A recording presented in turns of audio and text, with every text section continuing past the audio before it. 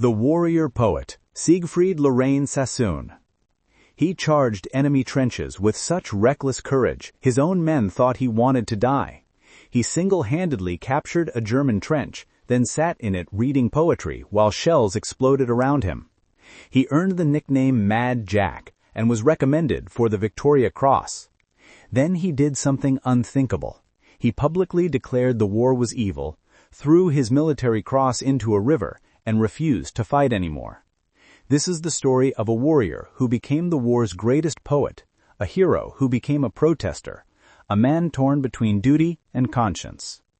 Stay until the end to discover how his act of defiance changed how the world remembers World War I.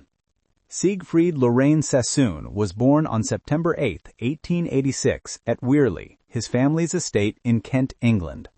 He entered a world of Edwardian prosperity, British imperial confidence, and a society that seemed stable and unchanging.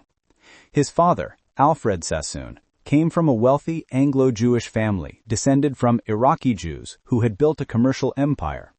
His mother, Teresa Thornycroft, came from an artistic English family of sculptors and painters. Siegfried grew up surrounded by wealth, culture, and the expectation that life would be pleasant, civilized, and orderly. But Siegfried's childhood was complicated by family tensions. His father, Alfred, had married against his family's wishes.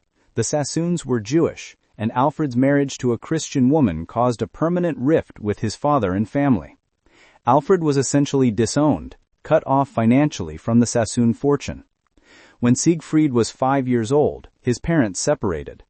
Alfred left the family, and Siegfried was raised by his mother at Wearley with limited financial resources despite his aristocratic background. Young Siegfried, called Sig by his family, grew up in rural Kent with his 2 brothers. His mother encouraged artistic pursuits, poetry, music, literature, and the boys grew up reading classical literature, playing music, and developing aesthetic sensibilities. Siegfried showed early talent for poetry, writing verses from childhood. But he was also athletic, loving fox hunting, cricket, and other country sports. He embodied a peculiarly English combination, the athletic gentleman who also wrote poetry. Siegfried attended Marlborough College, a prestigious boys' boarding school from 1902 to 1904. He was an indifferent student, more interested in cricket and poetry than mathematics or Latin. His teachers described him as dreamy and unfocused, clearly intelligent but unmotivated by conventional academics. After Marlborough, he attended Cambridge University's Clare College, ostensibly studying law, but actually spending most of his time playing cricket, fox hunting, and writing poetry. Siegfried left Cambridge without earning a degree, to his mother's disappointment. He returned to Wearley and settled into the life of a gentleman poet, writing verses, hunting, playing cricket, and living off a small private income. His poetry in these years was conventional and unremarkable, romantic verses about nature, love, and English countryside. He self-published several volumes of poetry that sold poorly and received little critical attention. He seemed destined to be a minor poet and country gentleman, living pleasantly but insignificantly. But Siegfried was struggling with his identity in ways he couldn't fully articulate. He was attracted to men, not women, in an era when homosexuality was criminalized and socially ruinous. He formed intense emotional attachments to other men, but couldn't openly acknowledge or act on these feelings. This internal conflict, combined with his sensitivity and artistic temperament, created psychological tension that found no outlet in his comfortable but constrained life. Then came August 1914. Austria-Hungary declared war on Serbia. Germany declared war on Russia and France. Germany invaded Belgium. Britain declared war on Germany. The Great War had begun, and the comfortable Edwardian world that Siegfried had known his entire life was about to be destroyed forever. Like millions of young British men, Siegfried felt compelled to serve. He enlisted in the British Army, receiving a commission as a second lieutenant in the Royal Welsh Fusiliers. Siegfried had no particular military ambitions or patriotic fervor. He enlisted partly from social pressure — young men of his class were expected to serve — and partly from romantic notions of war formed by reading poetry and history. He imagined war as something glorious and noble, a chance to test his courage and prove his manhood. He had no conception of what modern industrial warfare actually meant. The Royal Welsh Fusiliers sent Siegfried to France in November 1915. He arrived at the Western Front expecting glory and finding mud, disease, and industrial-scale slaughter. The trenches stretched from the English Channel to the Swiss border. Hundreds of miles of dugouts, barbed wire, and machine gun nests, where millions of men lived in conditions that resembled medieval siege warfare, combined with modern artillery bombardment. It was nothing like the war Siegfried had imagined. Initially, Siegfried performed his duties competently, but without distinction. He led patrols, managed his platoon, and tried to keep his men alive in the constant low-intensity warfare of trench life. But he was deeply affected by what he witnessed. Young men blown apart by artillery, soldiers dying slowly from infected wounds, the constant presence of death, and the apparent pointlessness of most combat operations. In March 1916, Siegfried displayed extraordinary courage during a raid on German trenches. He was supposed to lead his men in, accomplish the objective, and withdraw. Instead, Siegfried charged ahead alone, clearing German dugouts with grenades and pistol fire, moving so fast that his men struggled to keep up. He captured a German trench almost single-handedly, displaying reckless bravery that his superiors found both impressive and alarming. He was recommended for the Military Cross, Britain's medal for battlefield gallantry. But Siegfried's courage wasn't less about heroism than it was about death wish. He was discovering that he had a strange relationship with danger. When shells were falling and bullets flying, Siegfried felt alive in ways he never had in civilian life. The intensity of combat, the nearness of death, gave him focus and purpose that poetry and cricket never provided. He began taking unnecessary risks, volunteering for dangerous patrols, exposing himself to enemy fire in ways that seemed like suicide attempts. His men began calling him Mad Jack, a term of affection but also concern. They respected his courage but worried about his mental state. Siegfried would do things like sit in a captured German trench reading poetry while shells exploded nearby, or walk calmly across no man's land during daylight as if taking a country stroll. He seemed to be daring death to take him, and his men couldn't understand why their officer seemed determined to get killed. In July 1916, Siegfried participated in the Battle of the Somme, one of the bloodiest battles in human history. On the first day alone, British forces suffered 57,000 casualties, including 19,000 killed, the worst day in British military history. Siegfried watched his friends and comrades die in waves, cut down by machine gun fire as they walked towards German positions. The slaughter was industrial, impersonal, and seemingly endless. The Somme changed Siegfried profoundly. He began to see the war not as a noble endeavor, but as senseless slaughter orchestrated by incompetent generals and politicians who sent working-class men to die while remaining safely behind the lines themselves. He started writing poetry that reflected his growing rage and disillusionment. Verses that described the war's horror with brutal honesty, stripping away the romantic language that British war poetry had traditionally used. His poem, The Deathbed, described a dying soldier's final moments with clinical detail. Counterattack portrayed the chaos and terror of trench warfare. Base Details savagely critiqued staff officers who sent men to die while enjoying comfortable lives far from the front.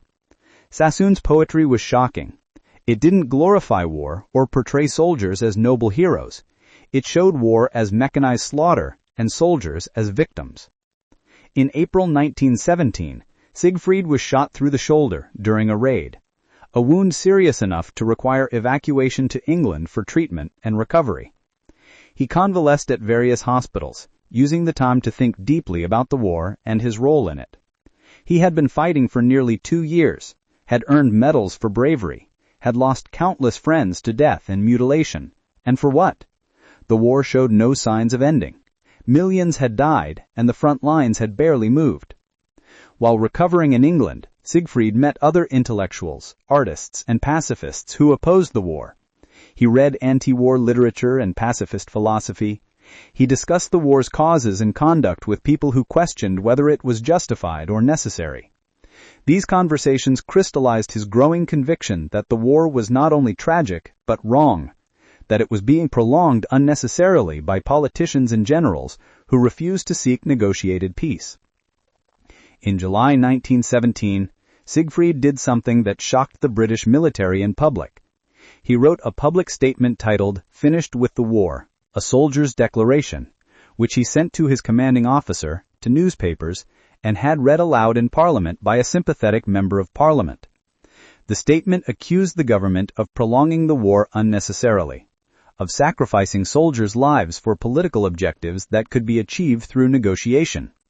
Sassoon wrote, "I am making this statement as an act of willful defiance of military authority, because I believe that the war is being deliberately prolonged by those who have the power to end it. I believe that this war, upon which I entered as a war of defense and liberation." The military faced a dilemma. Siegfried's statement was clearly insubordination, deserving court-martial. But prosecuting a decorated war hero for publicly opposing the war would create a propaganda disaster. The trial would attract massive attention, giving Sassoon a platform to articulate his anti-war views. The government couldn't allow that, especially as British morale was already fragile after 3 years of stalemate in casualties. The solution was to declare Sassoon mentally unfit for service.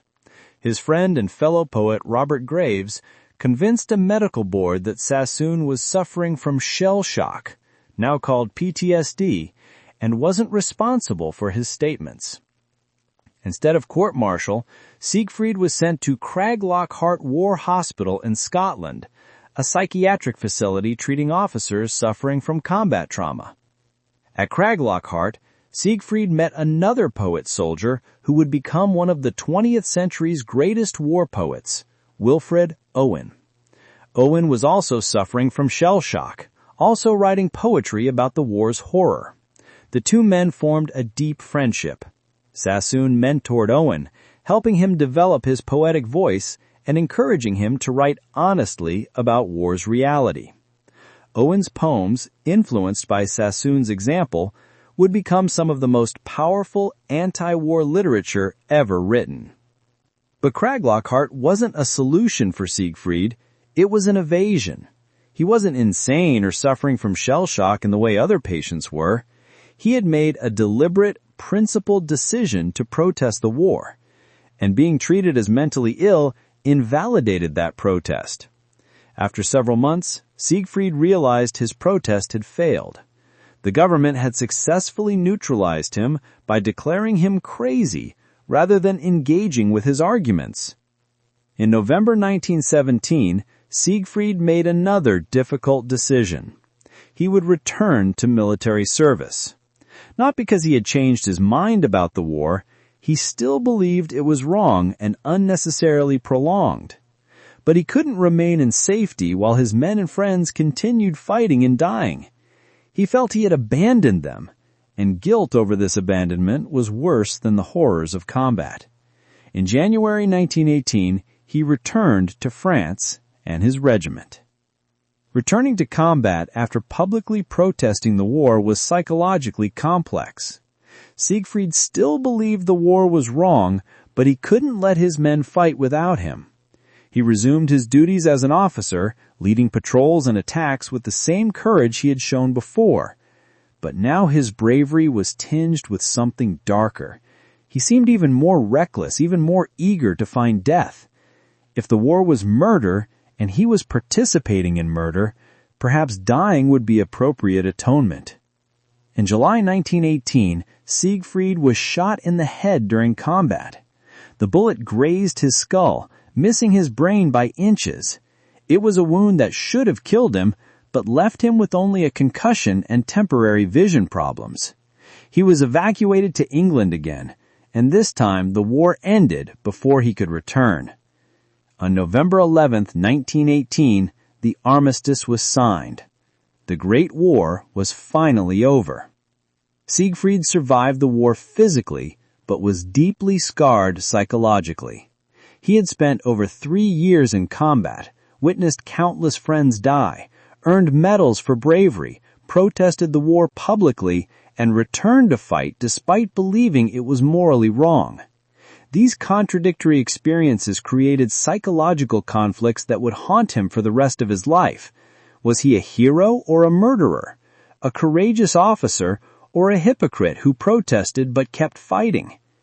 After the war, Siegfried continued writing poetry, but his work changed. His wartime poetry had been powerful because it came from direct experience. His post-war poetry struggled to find similar intensity and purpose. He wrote about the war's aftermath, about veterans struggling to adjust to civilian life, about the psychological damage that persisted decades after the fighting ended. But he never recaptured the raw power of his wartime verses. Siegfried also wrote memoirs about his war experiences. His semi-autobiographical trilogy, Memoirs of a Fox-Hunting Man, Memoirs of an Infantry Officer, and Schurston's Progress, became classics of war literature. These books, written in understated prose with dark humor, captured both the horror and the strange nostalgia many veterans felt for the war. Despite everything, many veterans missed the intensity, camaraderie, and purpose that combat had provided. Siegfried struggled with his personal life after the war. He had brief affairs with men, but lived mostly closeted, unable to be open about his sexuality. In 1933, at age 47, he married Hester Gaddy, a woman 20 years her junior. They had one son, George, but the marriage was unhappy. Hester had married Siegfried knowing about his homosexuality, believing she could cure him. She couldn't, and the marriage ended in separation in 1945, though they never divorced. Siegfried's relationship with his wartime experiences remained complex throughout his life. He attended veterans' gatherings and memorial services, maintaining bonds with surviving comrades, but he also felt profound guilt and anger about the war. His protest in 1917 had been sincere, expressing beliefs he never renounced. But he had continued fighting anyway, making him complicit in what he considered mass murder. This contradiction tormented him. During World War II, Siegfried was too old for military service but supported the war effort, believing that fighting Nazi Germany was morally justified in ways that World War I hadn't been. This created another layer of complexity. If some wars were justified, did that mean his protest in 1917 had been wrong? Or did it mean that World War I had been uniquely unjustified, while World War II was necessary? These questions had no easy answers.